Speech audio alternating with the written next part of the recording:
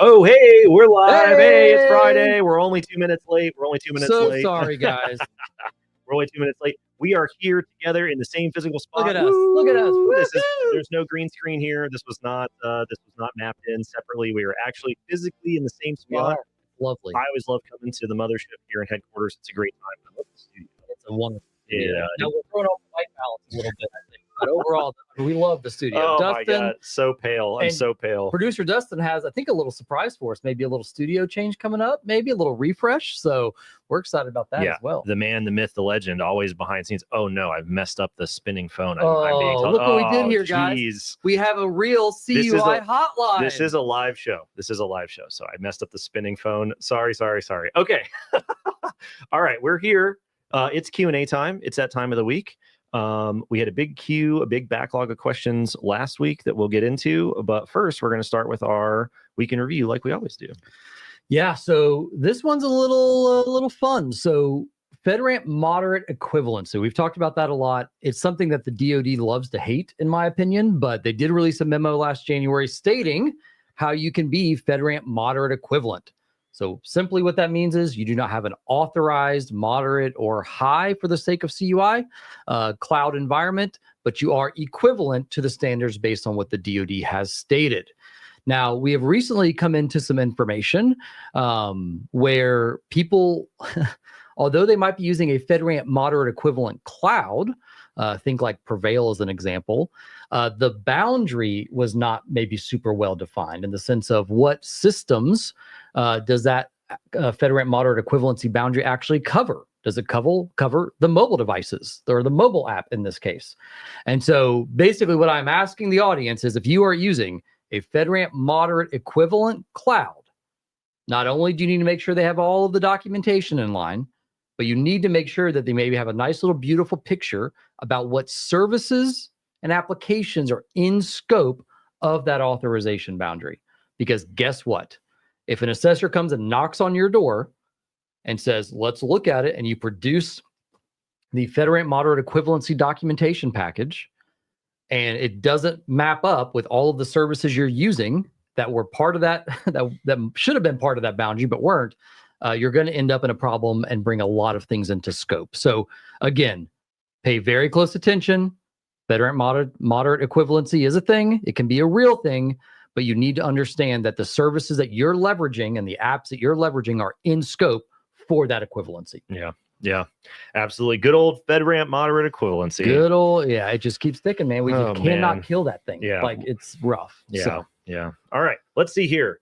Okay, so the IG report on the C3PAO authorization process. If you didn't catch it yet, we have the first of a 4-part series of the podcast episodes going into the IG report on their findings for the 12-step process used to authorize a company to become a certified third-party CMMC assessment. Do you get a challenge point at the end for the 12-step program here? So listen, I'm a big fan of IG reports. CMMC is the direct result of findings in a DoD IG report that found that contractors had widespread systemic non-compliance with their DFARS contractual obligations to implement cybersecurity requirements to protect DoD-controlled unclassified information. And we have never dived into the nitty-gritty details of that report. We have only ever referenced it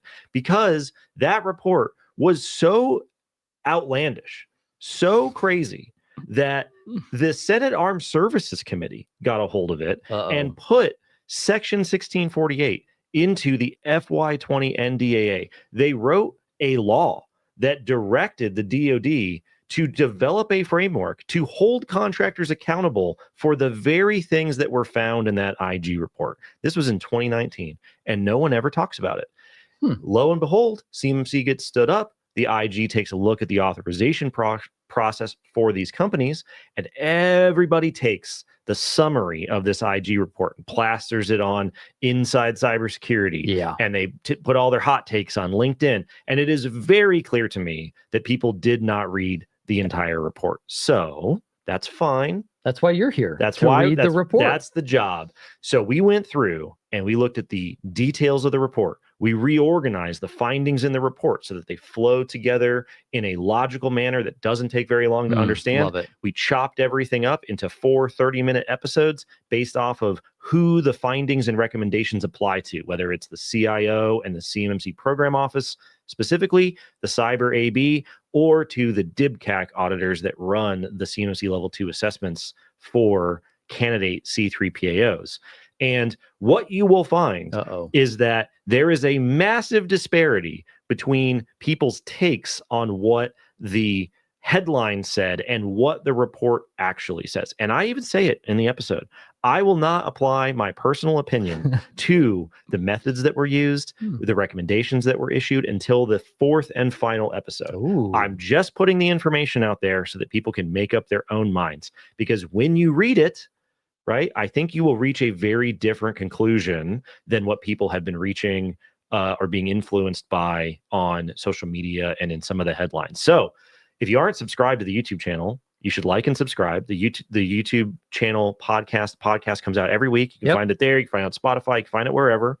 I think it is a very efficient way to go through the findings of the IG report. A little preview for everybody. Okay. Everybody wants to take this IG report as gospel. They want to hold this up and say, we must do the things that are in this IG report. And I agree with you, because there are some findings in there that do need to be resolved. There are a bunch of findings in there that have been resolved.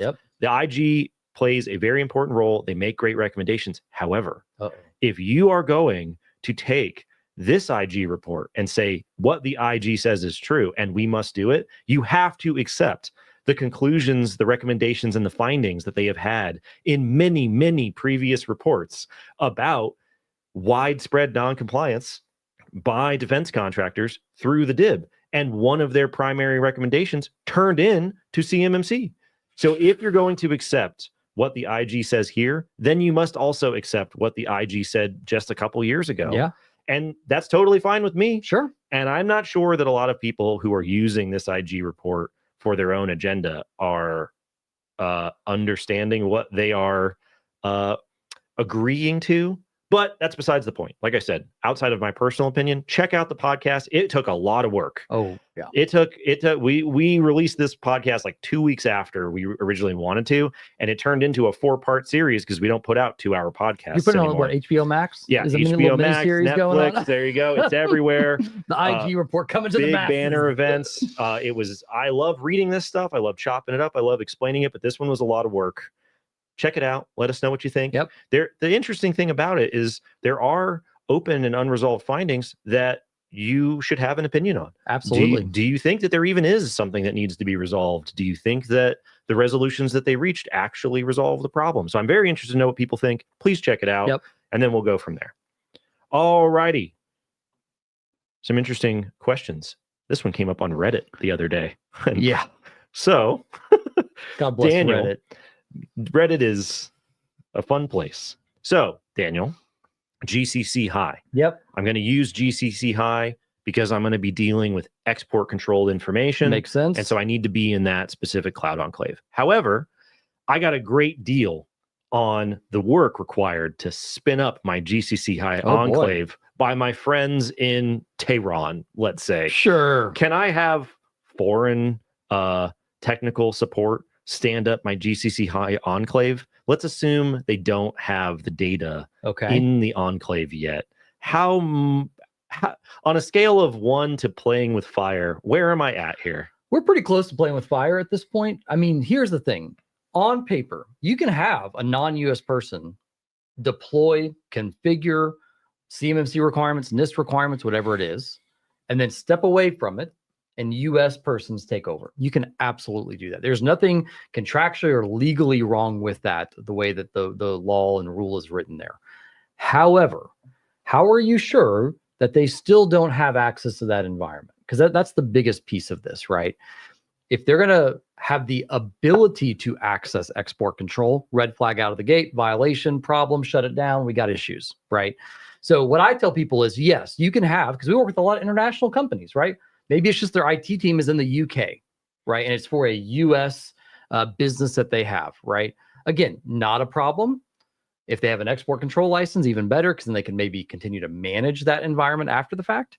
But just be aware that I would not open the door, especially as an external consultant, to come in to configure your environment to CMMC that is a non-US person with your intent to place export control data in there. Because again, if you're not technical, it's probably the reason you hired an external consultant, meaning they probably could have done things to keep their hooks into that environment as a break glass, just in case you had an issue type of solution, right? Not even malicious, but they could still have the ability to access. Yeah, I mean, it's like, sure, you could, Yeah, but should you do that? I mean, could you do it? Yeah, you can do a lot of things. Would I recommend it? No. Yeah. And not because the very hypothetical situation that they outlined on the Reddit post had anything inherently wrong with it, or that there was any specific problem with doing it, other than the fact that you're just like, man, this is you're real. Like, why are we cutting this corner? Why are we cutting this corner? But I would say I would not recommend that. Too close to fire. I just would not recommend that. What do you guys think in chat? Is that totally okay? Can I get my friends in Beijing to stand up my GCC High Enclave as long as they promise to leave before I put all my highly controlled export control data in the enclave that they set up for me? What would you do? So Jason put it in the comments here. How are you sure the foreigners didn't put a backdoor custom app allowing persistent access after the fact? Listen, they said they didn't. You don't. Right. They said they didn't. They self-attested that they right. wouldn't do such a thing. Well, here's an interesting question. I mean, do we have what's the status of Summit 7? Do we use foreign outsourced support? This is something we talked about in the Q&A before. What's our status with helping people with these enclaves and this type of work? So for a long time, we claimed US personship in the sense of everybody was a Summit 7 employee, W-2s across the board, outsourced nothing. However, our one outstanding Canadian has since gotten her citizenship. And so we are now, as an organization, 100% U.S. citizens, nothing's outsourced. Just because we don't want to even pretend to open a door that looks like external consultants are coming in, especially non-U.S. persons. We just can't, the brand and the name is too strong to even entertain something like that. Yeah, and we just don't even worry about, there's no corner to cut because there is no corner. Everybody's a U.S. citizen. It isn't even a problem. I had never thought of that question before until I saw it on Reddit, because it's just not something we have to think about on a day-to-day basis. We just don't have to worry about it because we don't have to worry about it. Hey, it's Richard Wakeman. This is one of my favorite people in the ecosystem, just in general as well. I love a good Richard Wakeman. If you're not following him on LinkedIn, he works at Microsoft, just deep well of knowledge about just about anything you can imagine. CMMC, secret, classified, IL6, whatever you want to talk about, this is your guy. Thank you, Richard. Very well said on the non-U.S. persons, section 126.1, nationals and advised from accessing. So, Richard, we look forward to seeing you soon, hopefully. Sad I couldn't meet you at a conference, I think, that you mentioned, but we'll see each other soon. Yeah, absolutely. Chet had a good point. He's like, what you're legally allowed to do, what's right for your specific situation, and then what's right in the bigger picture I love that. aren't necessarily always the same thing. So let's see here. Richard had a follow-up. Many of the DIBs have multinational companies that need to act like a single company. We hear this all the time in terms of FOCI mitigation, tons of American subsidiaries for foreign-owned companies. The DIB is an international ecosystem. Yeah, I mean, this is huge. not a completely domestic ecosystem. Which we're actually going to write some content around international and how you can get CMMC certified if you actually can. Oh, we're via Tampa. Heck yeah. So Richard Wakeman, if I can make one request, since I have the Microsoft GovCloud czar on the line here, multi-geo. So one thing that people ask about all the time, I want a single email domain for my GovCloud and my commercial cloud that looks like the same company. You can do that in commercial, like multi-geo with different data residencies. However, in the Microsoft Sovereign Cloud and GCC High, there is a little bit of a problem there because it's its own independent instance of M365. So you have to have a separate email domain. So if I can beg, plead, borrow with anything Microsoft related, please allow sovereign clouds into the multi-geo ecosystem in, let's say calendar year 2035. I'll take it by then at least. So yeah. Thanks for stopping by, Richard. And yeah, we'll see you in Tampa for sure. All right. Well, this actually might be something, Richard, if you're still around, maybe you can help Jason out. This is a great point. He said, I believe Microsoft has something in their GCC High license agreement that may touch on the subject of foreign assistance for helping with the environment, configuring, supporting the environment. That's a great point. So here's something a little fun, because we discovered this not too long ago. The GCCI agreement, U.S. persons, right? We will staff U.S. persons. That's what one of the huge differentiator is. And honestly, why it's so much more expensive, right? We're not follow the sun support. We're not going over there in India. You know, Microsoft's not doing that, right? However, you make sure to read the fine print, because if you need U.S. citizens, which is a specific type of export control requirement like UNMPI, there might be additional contractual negotiations you need to make to be able to get the U.S. citizens piece. And I don't even know if that's even possible. But anyways, take a look at the agreement. That's definitely something good to know. Oh, look at this. Mail routing with a single SMTP domain is a really tough nut to crack. Happy to delve in. Thank you, Richard, for considering it. Thanks for the time. Thanks for stopping by, making stuff happen here on the Q&A. Listen, making stuff happen. I'm about to call Richard Wakeman right now. Direct line into Microsoft HQ here. Yeah, there Richard, how can I? We got the Wakeman phone here. Awesome. All righty, let's see here. There was a comment earlier that I thought was great. So Jason was talking, we were talking about FedRAMP moderate. Thanks, Jason, for the excellent questions and the regular viewership. Love seeing you every week. He said it's tougher for a cloud service provider to be FedRAMP moderate equivalent than it is to be FedRAMP moderate authorized. So I want to talk about this for a second, because this is a very common point that people bring up. And the interesting thing about it is not whether it ought to be harder or whether it ought to be easier. The reason why it's harder to be FedRAMP moderate equivalent rather than authorized is because there isn't a mechanism during the ATO decision to allow for the acceptance of risk that is less than the set of requirements, right? When you get an ATO, they can say, we can accept a risk here, we can accept a risk there, we can allow you to deviate from what the baseline set of requirements were that we were expecting you to have fully implemented. And it's up to their risk-based decision. It's up to their discretion. When you have equivalency, you don't have that risk acceptance mechanism. And so it's all or nothing. It's a binary thing that you have to meet. And that's why, one of the reasons why it ends up being harder to meet equivalency than it is to meet the authorized decision. Now, the reason why I wanted to point out this comment is because of something that I have seen on LinkedIn recently that I haven't actually seen coming up for a while. And it is, why are we doing CMMC? Why not just do RMF? Tried and true. Yeah, the RMF, the NIST Risk Management Framework, is the process, the set of steps that you go through in order to pick a baseline set of requirements, tailor those requirements for your specific solution, implement those requirements, assess and verify that they have been implemented, and then send the results of that assessment and verification up for an authorization decision and a risk acceptance decision or not. And then the ongoing process of monitoring those implementations over time. And then you keep going around in this process. Perfectly logical process. There's nothing wrong with the theoretical framework and approach for RMF. Typically, people associate RMF with ATOs, that risk acceptance decision. And so if you look at FedRAMP, that is what you're doing. You're going through the RMF cycle under the FedRAMP program. You've got baselines that you have to tailor, that you then implement, that you then verify are implemented, that somebody makes an ATO decision about, and then you go on from there and you keep cycling through this process. 2 points here. One, you cannot use RMF and ATO decisions for non-federal information systems. Oh, interesting. Right? This is the primary reason why, for the OGs that remember, circa 2017, 2018, at every DoD and NIST event, when they were talking about the CUI program, the FARS CUI rule 800-171, you cannot make an authorization decision for a network you don't own. That's fair. Right? I mean, by definition, you don't have authorization over this non-federal network. You have a vested interest and you have control over your data on a network that you, by definition, don't control.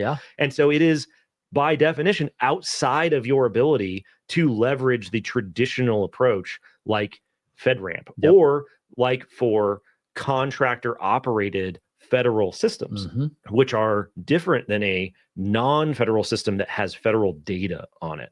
So you can't use this authorization system, because what are you going to do? You'd be like, we don't authorize this system to exist. I'd be like, okay, like sounds good. What are you going to turn the power off? Like, it's not your system, dude. You can't. You can't unplug it. It doesn't work. But beyond that, and this gets a little theoretical, we should probably do a podcast or maybe a deeper webinar on this. The CMMC program is if you squint hard enough, one of the steps in the RMF cycle. We had the government say, we have data we need to protect. They picked a baseline of controls. They tailored that baseline of controls, as I have talked about for years, good, bad, and ugly. They tailored these controls. They are now requiring that these controls be implemented. And now we're getting around to the point of verifying whether or not those requirements are implemented. And then you go on through this continuing monitoring process. We are doing RMF by using the CMMC process. It's just much bigger and broader. So it's not obvious that we're doing RMF. And finally, this is something I've been thinking about a lot. I can't tell. You can't have a single contractual solicitation go out and say you have one set of requirements and you have a different set of requirements. You also can't do that in 30 days before you award the contract. We're talking about a minimum baseline for operating here. So for multiple reasons, you can't just use RMF, and you are also using RMF.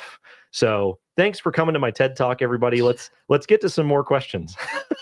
As Richard Wakeman pointed out, thankfully, GCC High is no longer FedRAMP moderate equivalency or in process. It is officially FedRAMP. There you go. We are very excited about that. That's Absolutely. been a long point. That was right at the end of the year, I think. So I think that news might have flown under the radar, but Richard's here to make sure that we get caught up. All righty. Here's another spicy meatball.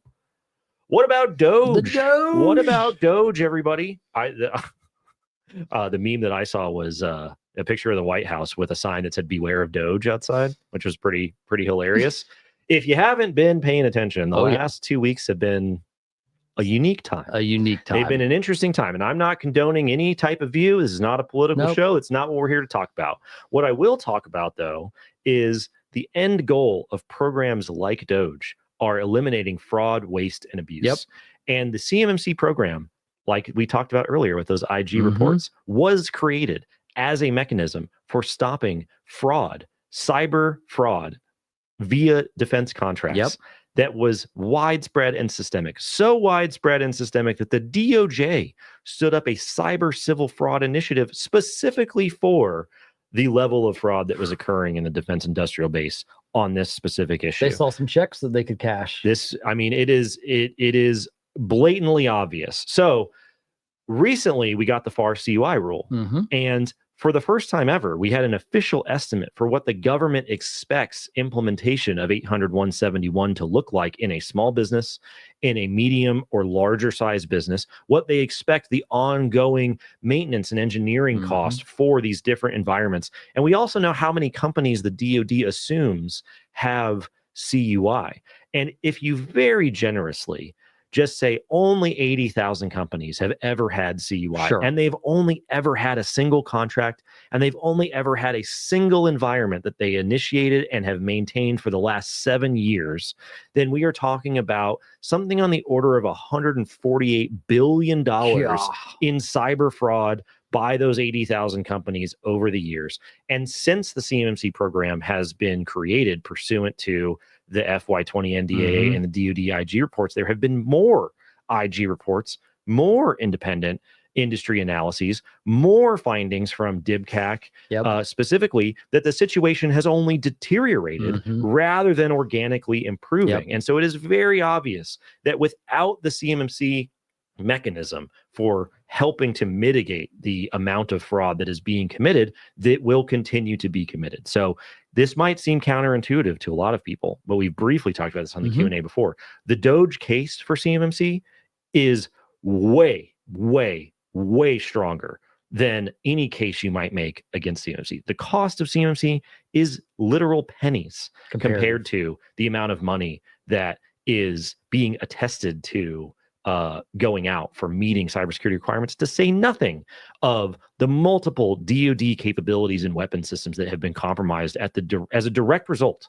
of unclassified information being handled by non-federal systems in federal in defense contractor environments. I just had a LinkedIn post about this where I made a poll and I was like, how much money do you think has been attested to that has been paid out, represented in overhead rates over the last 7 years? It was 148,000, 148 million, 148 billion. It's $148 billion. Listen, I don't like calling it fraud. Nobody likes thinking that they committed fraud. Nobody wants to talk about it in those terms. But I'm getting DMs. I'm getting tagged in posts. I'm getting all kinds of messages online. And I'm just here to tell you that you got to zoom out. Yep. And you got to look at how it is. This is not a farce. This is not an anomaly. This didn't come out of nowhere. And we're just going to keep talking about it more and more because that's what we do here. Anyways, off my soapbox, but that's what I got to say about that. Let's see here. Oh, this was a question that we had on a webinar that we just did, which we'll link to because that's going to be coming out here pretty soon. CUI and non-CUI in the same enclave. Can I do that? You can. Yeah. So people ask all the time, can I have parallel systems of CUI and non-CUI data in the same boundary? And the answer is yes, assuming you're building it to the highest watermark, right? One of the biggest problems is that data flow maybe even outside of the environment, right? So if you're going to have physical systems connecting to like a Microsoft cloud, like GCC High, and some have CUI and some don't, and you don't want to benchmark them the same, that data flow is going to be really hard to prove that that's not happening, right? Or justify in the world of the CMMC L2 scoping guidance. So short answer is, we've mentioned this before, CUI is not radioactive. You can set it right next to regular data as long as you're building them to the highest watermark. Yeah, absolutely. It does potentially spill like radioactive material if you don't control the flow of data, but you can stand right next to it. You can. So yeah, it can infect assets, but it won't infect other types of data. So we're gonna pursue that metaphor some more because I think there's some cool visualizations that we can do there. Dustin, let us know if you can work up some radioactive memes here. All right, David said, "Are these IG reports still relevant?" Are these IG reports still relevant anymore now that the DoD IG is kaput? So current events, the team of IGs at the various agencies got shown the door to be replaced. Yes, the findings are still valid regardless of which IG is making them. The findings are still perfectly valid. The IG that was around when the initial IG reports were being written wasn't the same IG as the one that just got is getting replaced. So yeah, the validity of the analysis and the findings is independent of who is actually conducting the analysis. So I don't think that's actually something that we're going to deal with. Oh boy. Okay, let's talk about this. How well are you coping with the recent retirement announcement by the great and powerful Ron Ross? If I'm being honest, Michael, not well. Not well. Ron Ross is a titan in the industry. Ron Ross, his image, his name, his fingerprints have been all over everything my entire career. I cannot imagine a world without Ron Ross doing something, being around, giving his wisdom out in various places. I mean, it goes all the way back. It's just, I don't even know how to process it. I've been trying to process it. This is the 20th anniversary of 853 being published, and Ron Ross is retiring. Now, he's done a lot of stuff beyond just 853, and Vicky Billeteri has been leading the 853 project for a long time. But it's, I mean, when you think 853, you think Ron. Yeah. You know what I mean?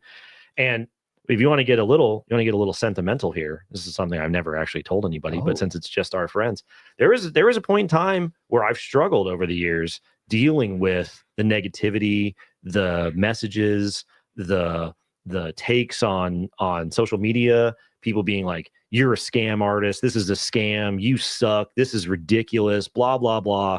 And after a while, your negativity bias will 100% catch up with you. I never sought out to be a social media personality in the cyber compliance space. Not at all what I intended to do. And there was a period in time where I was really considering, I was like, is this what I want to do? Is this worth taking all this abuse? These days, all the messages are much more positive, mostly. Yeah. But back in the day, it was really, really bad. And I randomly, I had never talked to Ron really beforehand. He sent me a message. He sent me a DM, and it completely changed my mentality, completely changed everything. He gassed me up. I unsolicited, reached out, And I remember we were sitting down watching YouTube on the couch, hanging out, and I checked my phone, and it completely changed my outlook on my personal trajectory in my career, cool. how I think about the controls, how, it changed everything. And I owe him everything. I mean, that's Wow. I probably would have pivoted into a different kind of work because I wasn't able to deal with the negativity of just trying to help people understand the information. And if it were not for Ron Ross sending me that message, then this Q&A probably wouldn't exist. Nope. A lot of CS2 presentations wouldn't exist. All the information I've ever put out on LinkedIn would not exist. The drive to do the research into the boring stuff and explain it would not exist. So Ron Ross has affected a lot of people in a lot of ways, even indirectly. So I owe him everything. I love the guy. I hope he has a great time in retirement. I wish he could stick around forever, but he definitely deserves it. So enjoy Florida. Yeah, let's go on to some more questions before I start crying. All right, let's see here.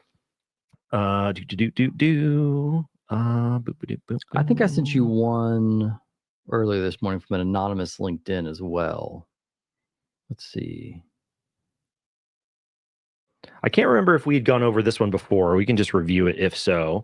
This was one that came in on a form. Do CMMC requirements intersect with commercial aerospace suppliers, such as, timely example, SpaceX's Starlink system? So we talked about this a couple weeks ago with the IA pre thing, right? So not only that, but you pulled up Biden's executive order, I think a few months ago, maybe a year ago, around the need and requirements of cybersecurity on commercial space, like satellites and things like that. Well, real quick, there was the original executive order at the start of the Biden administration, 14028, and then there was the executive order on like January 16th that reinforced the need for cybersecurity requirements on satellite and satellite ground control systems. And listen, not a political show, not condoning views either way. Right. But as people know, the first thing that happened when the new administration took in was there was a rescission of a lot of executive orders, and there was the issuance of a lot more executive orders. You know what executive order has not been rescinded? I'm going to guess that one. The most recent Biden executive order on cybersecurity that specifically says we need more assurance that our requirements are being implemented, and we need more assurance on commercial satellite systems, commercial space systems. Bipartisan does still exist somewhere. Fact, it is very hard to find these days, but not when it comes to this stuff. All righty. Let's see here. Jason said he's handling the Ron Ross retirement news horribly at this point. All righty. So one of the questions that we had that came up when we were recently talking to people was the fact that, are all enclaves created equally here? Let me get this banner off, make sure we're asking the right question. So are all enclaves created equally? I would say that the most common solution that we have people ask for, probably the most common solution that we have helped people with, are the enclaves. What's the 30,000 foot view? What do they need to know on the difference between, are they all created the same? Is an enclave an enclave an enclave? Not necessarily. It's a great terminology. Enclave just meaning separation from your existing environment, right? So people chop this up a bunch of different ways. From an enclave perspective that we see kind of two major forms of an enclave. There's the self-hosted enclave, which is what we deploy, meaning that the licensing, the subscription, everything is under your company's name. We just do the implementation and support of that environment. So if God forbid anything were to happen, all of the tools are in place. You can just walk away with your enclave with no downtime, no migration, no anything. The other piece of it is the cloud hosted enclave that you're paying like a subscription for, right? So maybe you're paying $500, 100 users, or $100, $50, whatever, for a VDI access for an environment that's FedRAMP or FedRAMP moderate equivalent, but you don't actually own the infrastructure, right? So if you ever were to leave, you've got to migrate out of this environment. You've got to pull everything out. You will very likely have to go get another CMMC certification at that point because you're using a completely different architectural design, different types of assets and scope, so forth and so on. So when we talk to people, it's like, do you want to own the environment and have Summit 7 deploy and support it? Or do you want to just pay a subscription fee, $50, $100, $200, whatever it is, a user a month, but you don't own the environment and you have to migrate out and pay for a net new certification cost when you change that environment, right? That's kind of the friction, right? Gotcha. The fast and cheap, at least to start, or the longer term kind of solution, which you control. Awesome. Yeah, Bruce said this was his question from last week, so I think we did cover it. So yeah, we're covering it again. He said, we're erring on the conservative side and moving all Gov, ITAR, and commercial aerospace work to GCC High. I mean, that is the foolproof way, because then you don't have any X factors to have to deal with. So great to hear that you guys are following up on that. Okay, Aaron said in your IG podcast yesterday, part 104, part 104, you mentioned a list of the most common findings by the Cyber AB. Will you please let us know where to find that information? Yeah, so if you are looking at the YouTube video in the resources linked in the video description, you can find the link to the IG report. We'll throw it in chat in here afterwards. I'll be sure to respond to your comment. If you look into the IG report, you can find all of the findings and recommendations. The problem with the formatting of the report is that they go through and they say, we found this, we found this, we found this, we found this. And then 20 pages later, they go, we recommend this, we recommend this, we recommend this. And they don't match to say, come on, what are we doing here? This here? recommendation matches this finding, and this finding is for this step in the authorization process, which is why it took so long to have to connect all the red strings and say, this is the recommendation for this finding. And this is also the really interesting part, the details of, okay, if you just flip through the front of the report, you go finding, problem, trash fire, red alert, alarm. And then you get to the bottom and they go, well, we actually recommended something that was impossible and it actually isn't that big of a deal. So this is closed. And you're like, maybe you should have led with that. Yeah, maybe write it backwards. Maybe like we talk about in the podcast, you say there are three sections of the 12-step process for which there were findings that generated 10 recommendations. Half of them are closed. 3 of them relate to the CIO. And the one that isn't closed is kind of up for debate as to whether it's actually an issue. Maybe that's how you should describe it. But I'm going to save my opinions for episode 4. Aaron, that's where you can find it. If you don't get a chance to find it, I'll respond to your comment after we get off over here. Okay, let's see. So we had a couple of form questions that came in. Oh, thank you, producer Dustin. Dustin mentioned maybe a year or so ago, we did a bunch of long form interviews with Ron Ross about the history of the 853 catalog leading up to the tailoring decisions for 800-171 revision 3. So if you'd like to learn more from Ron Ross, check out those interviews because we learned a lot. I think it's like 7 hours total of interviews with Ron over the years. So definitely be sure to reference those.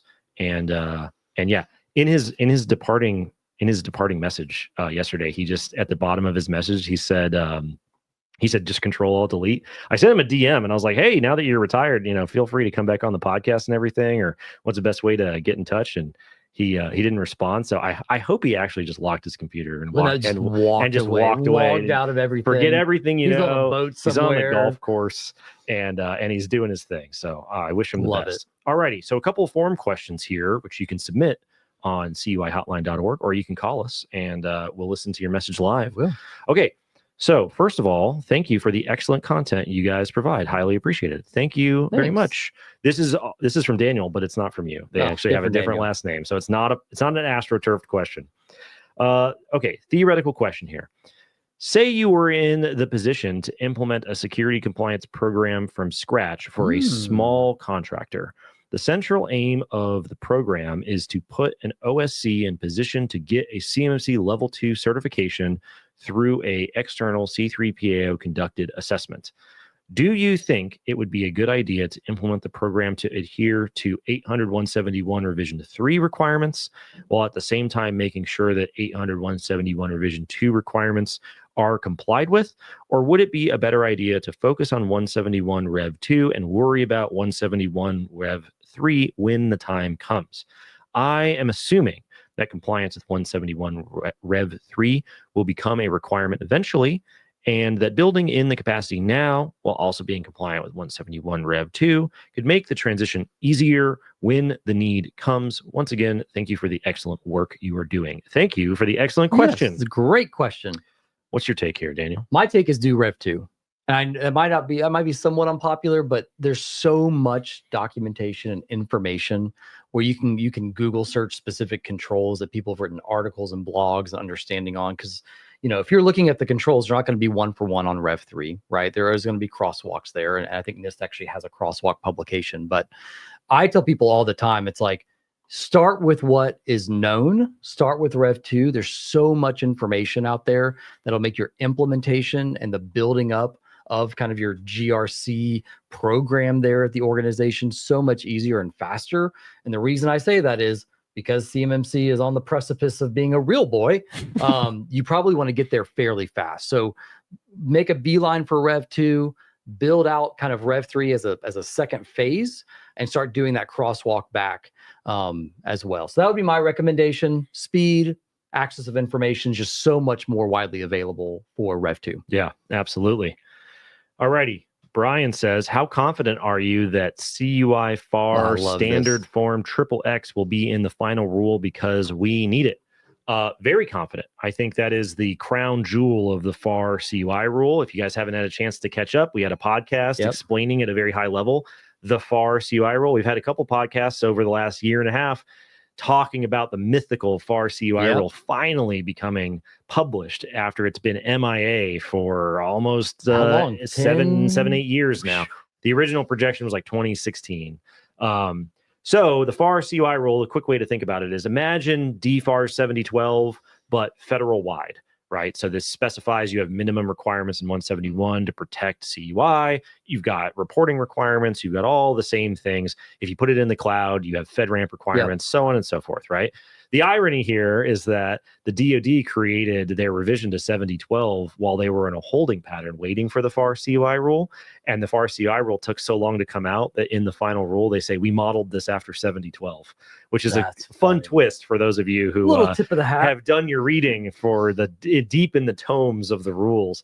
Anyways, the coolest part about the FAR CUI rule is what will be a standard form. We don't know the number for GSA standard form, so the placeholder is XXX, although it sounds pretty sick to call it standard form XXX. XXX. So, so this standard form is 14 pages long. If you don't read any other part of the rule, scroll down to the bottom of the rule and check out the form, because this form will go in all federal solicitations.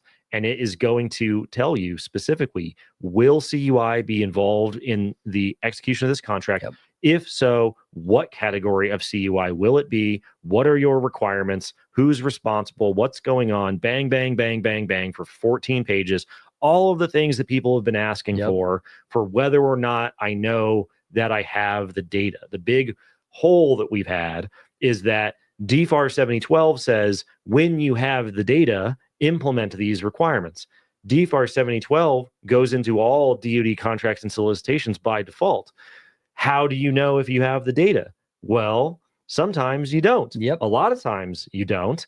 And so without some external mechanism for making that easier, we've held entire conferences where we've talked about how do you know about CUI. There are consulting firms whose entire business model is oriented around how do you know if you have the CUI. We have one of the first steps in our process of helping companies figure out their scope is running and trying to find all the CUI. The standard form makes this much, much easier and straightforward. I cannot imagine that it will not be included in the rule. It is the crown jewel of the FAR CUI rule. It's the crown jewel of the CUI program, in my opinion. That being said, the FAR CUI rule comment period is still open until March 17th, I think, of 2025. Last time I checked, which was a couple hours ago, there are 12 comments. And riveting stuff. So not a lot of traction on the comments. It's a lot to read. There's a lot going on in the world that is potentially distracting. But if you have recommendations for what the form should say, what you've seen in your experience, this would help identify CUI. The form should say this. What do you want to see in the solicitation as a standard form? Then submit that comment on the rule. We have a podcast. We'll put the link in chat afterwards for how to submit effective public comments. If you really want to leverage the public comment process, it's important. It matters, especially something like this where we've got a lot of experience with what works and what doesn't. Those comments could actually really affect the rule and make it pretty great. But I imagine that's going to definitely be part of the rule. All righty, let's see here. Somebody said, all right. Somebody on LinkedIn said, going back to CMMC maturity model for non-federal systems hosting CUI, do you think that holding cloud service providers, including SaaS entities, to be FedRAMP is fair? The challenge for SaaS companies is securing an agency sponsor, and it's not fair to those SaaS companies wanting to comply but can't secure a sponsor. All right, so there's a question here of your opinion on what's fair, and there's a question here of what the current policy is. Fun fact: high school debate, there's actually two different kinds of high school debate teams. There is value debate, what ought to be the actual situation, and there is policy debate, what is the actual situation. They are two different categories of debates. Ask me how I know. I wonder. Anyways, the policy, the reason why FedRAMP equivalency is in the 7012 rule, in the requirements, the reason that FedRAMP equivalency by another name is in the FAR CUI proposed rule is explained in the federal CUI rule that came out in 2016. And they have said, the government has said, when we put our data in the cloud, it has to be FedRAMP. When you put our data in the cloud, it has to be whatever you want. It has to be not FedRAMP. Right. It would only make sense that the data is what triggers the requirements, not who's doing something with the data.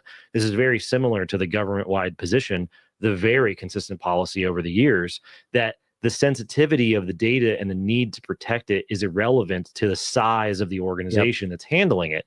If Lockheed is handling this data and a 5-person company is handling the data, that doesn't change the baseline set of requirements. Now, that causes a lot of issues because Lockheed has a lot more resources than the small company does, but that's a separate problem. And if you reduce the requirements to match people who can't protect it, then you end up not protecting the data, right? And it doesn't solve the issue. So the requirements, the policy is that when this data goes into the cloud and the government puts it there, it has to be FedRAMP because those are the requirements for protecting the data. When you have the data in your SaaS app, when you put the data in your cloud solution, whatever it happens to be, that same set of requirements comes around. The problem with sponsors is what led to the equivalency mechanism, because people can't get the sponsors. And circa 2016, because there were only like 3 things that were FedRAMP authorized, the DoD said, fine, the compromise is we can't let you put our data in the cloud and just not do anything with it. The requirement is FedRAMP. So just make sure that you're at least equivalent to FedRAMP moderate, and then we'll just take your word for it. And what happened? Abuse. It wasn't.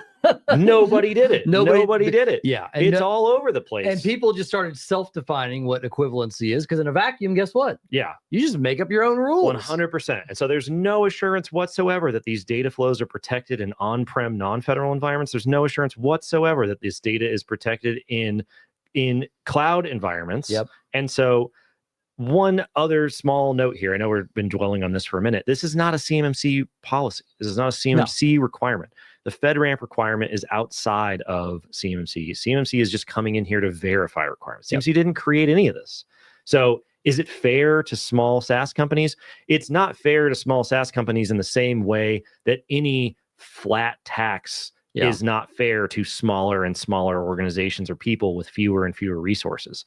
But you can't compromise and undermine the set of requirements to meet people without resources, because then you end up without the protections. What you need is these requirements to be imposed, whatever they are, and then external assistance to facilitate the requirements. So in my opinion, it is the wrong argument to make to say, well, we can't meet the requirements, therefore the problem is with the requirements. If you can't meet the requirements, then somebody needs to help you meet the requirements through an appropriation, a subsidy, a tax break, something along those lines, because undermining the requirements it doesn't get us anywhere. It makes the problem worse. All right, 2 things on this side. I just got a message from somebody, Justin Orkett at Microsoft. Hey. He tried to call the phone number thinking this thing would ring a second ago. So I told him I'd give him a shout out, Justin, friend of the Summit 7 family here. So well, we're having a technical difficulty, as you can see. There's no cord here, so we'll have to get your voicemail and then we'll answer it next week. Justin, sorry. It's wireless. I actually have an anonymous LinkedIn message that was sent with a question as well, form question. So Acme Co has a GCC High subscription. Within the subscription, they will soon migrate a critical application used to enable client engagements, federal clients and non-federal. clients have access to this application. CUI is processed, transmitted, stored within the application, and the GCCI subscription is RBAC within the application alone, enough to provide logical separation to protect the confidentiality of CUI. So yes, you can, just like you can have non-CUI next to CUI, as long as you are making sure that unauthorized access is not allowed. If you are hosting a client-facing application, or in this case, an application that the federal government's going to consume, or other clients, not yourself, you need to seriously consider if FedRAMP is a requirement for that app. Okay. If I'm moving on from that, just be aware that yes, you can have the application. However, there's some flow down considerations, right? Depending on how your contracts and how you're reselling the service, you might have to make sure that the people accessing the environment have a DFARS 7012 flow down if they're subcontractors to you, that you're validating their access to this environment, right? And you might have to have you will have to have a higher level of standard from a configuration standpoint. But if it's a SaaS application that you're hosting, you really need to explore FedRAMP if there's CUI going to be in it. And the recommendation for most people is, and you see this all the time in the marketplace, most organizations don't have a single SaaS tool that's FedRAMP. Most of them have a commercial available option and a FedRAMP, just for the sake of the burden of having to do all of that extra work. So the recommendation is it might be easier to put it all together now, but it's probably a better solution to maybe look at separation just for that clean boundary. Yeah, absolutely. Alrighty, another question came in on the form on CUIHotline.org. Let's see here. Thank you for the newsletter update in December on CMMC 2.0 phased rollout that will start once Title 48 CFR Part 204 takes effect. Aside from your newsletter, where is the official CMMC documentation that lists the details of the rollout? Two places. You can find this information in the CMMC program policy that is the codified regulation. So if you just Google 32 CFR 170, that is where the CMMC program is codified as a result of the rulemaking process. You can find that same information in the regulation in the CMMC final rule that was published in October. The difference is that the rule includes a bunch of what's known as preamble, which is answers to public comments, impact estimates, justifications, rationale for why things are happening. The only thing the regulation actually tells you is what is happening. If you want to go deeper, you can check out why. We also did a webinar on the 32 CFR final rule that summarizes everything in the rule and in the preamble to the greatest extent possible. So that's where you can find the first version of the information in the phased rollout. Another spot to check is the 48 CFR CMMC proposed rule. And that is the rule that implements the CMMC policy in contracts specifically. And so that also has information on the 4 steps of the phased rollout. The phased rollout will occur and kick off when that 48 CFR final rule is published. And in effect, we expect that window to be anywhere between the end of March and the end of June, based off of the pace of things, average DoD rulemaking timelines, things like that. So that's where you can find that information, and then I'll hit you with a link afterwards. 2 things you might be looking for is what contracts are going to be impacted as part of each phase. That nobody knows. So there's not like a list of contracts that are going to be impacted by this from a net new solicitation. And the other piece of it is, am I going to have to self-attest or certify? Yeah. So if you've been watching the CUI hotline, there's some rumors going around that anything in the defense CUI category as part of phase 1 will require a certification, not self-attestation.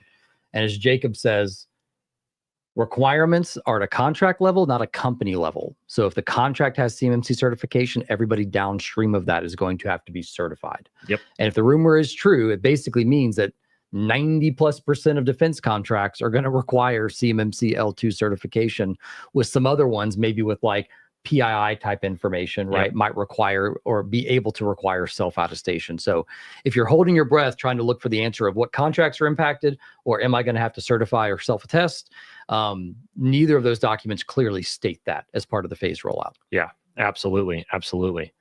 All righty.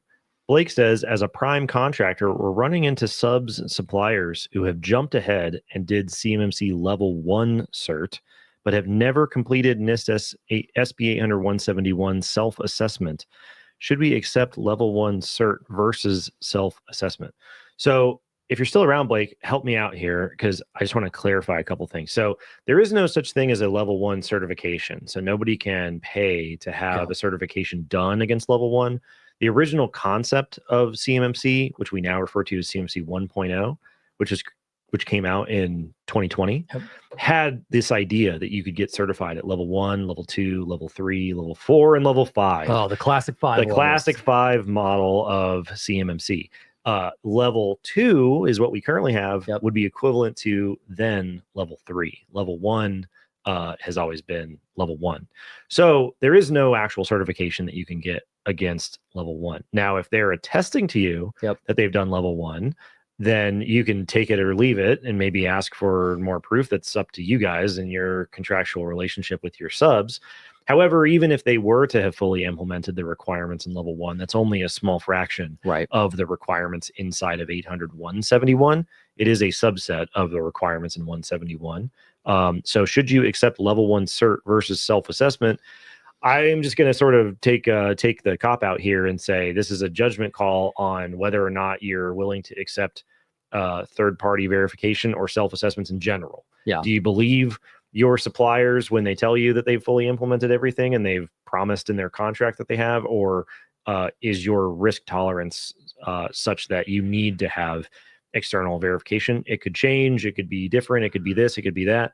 But for level 1, it's not going to tell you, even if you do verify that they've implemented it, that they have fully implemented 171. I would recommend have them do NIST 800-171 because, like Jacob said, the level 1 controls are NIST 800-171 Rev 2 controls, right? So they haven't done you kind of a mute. They've self-tested. Sorry, another comment here. They self-attested on Spurs to CMMC level 1s. Spurs has both now. Okay. So if they self-attested to CMMC level 1, that's great. If Spurs also has that for CMMC level 2 or NIST 800-171, that's great as well. You at least understand the risk there. CMMC is going to be, you kind of done it or not, right? There's not going to be the ability for like negative scores, like, down to negative 203 and things like that. There's a little bit of a POAM period there. But I would go ahead, if you're going to give them CUI, they need to self-attest to that level 2 SPRS level period. If it's just FCI, you can ignore that and you can just see their self-attestment for level 1. Yeah, absolutely. Let's see here. What is a good approach in making a defensible case for the use of contractor risk managed asset non-FedRAMP moderate applications like service desk applications? This is so much fun because CRMAs, they're the loophole that everybody wanted but nobody uses. is the best way I know how to explain them. Because people ask me all the time. For a long time, we thought physical workstations connecting to VDI were going to be CRMAs, right? Until the DoD ruled differently on that.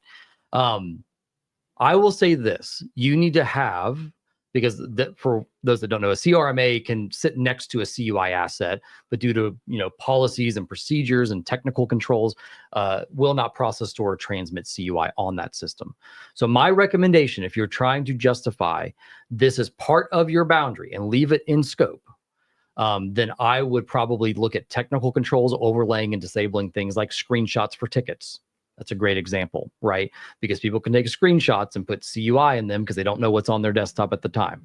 So I would look at limiting the ability to capture that information as one of your justification technical compensating controls, but then also having policies and procedures and maybe even running occasional scans of that system, of the database, to see if certain CUI keywords are showing up, just to make sure that you have a policy for remediation and isolation of that data if it happens to accidentally be captured there. Gotcha. Absolutely. All right, everybody. Well, that's an hour. If we didn't get to your question, we'll queue it up for the next episode, which is next Friday. We do this Q&A every Friday. So thanks for stopping by. We do the podcast every Thursday. We got CS2 Reston coming up in May. There's a virtual option. There's an in-person option. It's going to be a great time. We've got some webinars coming up. We've got some other live events coming up. So check out our website, Like and subscribe on YouTube. Follow us on LinkedIn. You can find all of this content and information on Spotify, Apple Podcasts, everywhere else. We're constantly putting out the information. Our DMs are open. We're easy to find. We got a phone call. Go to CUIHotline.org. You can fill out the form. You can call us. It's not going to ring, though, Justin. Sorry about that. Sorry, man. But we will check the message. Absolutely. And then we'll go from there.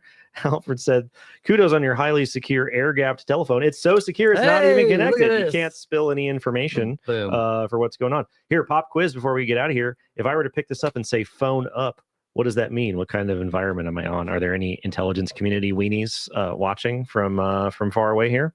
All right. Those are the resources. That's how to get a hold of us. Next week, we won't be in person. Week after, we might be in person. Maybe. You never know. Tune in to check it out. We'll see you next week. See y'all.